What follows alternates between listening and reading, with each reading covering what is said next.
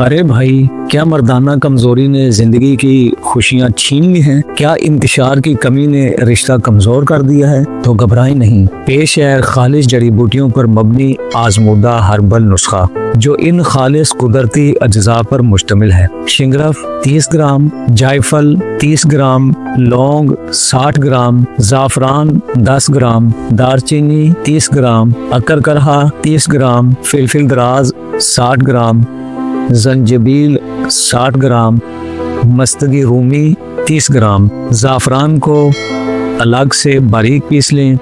शिंगरफ को 4 से 5 घंटे तक अच्छी तरह से खर्ल में डालकर इसे खर्ल करें।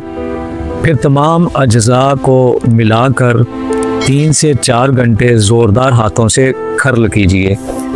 सिर्फ आधा ग्राम दिन में 3 से 4 बार पानी या लौंग दारचीनी के कहवे के साथ और बस।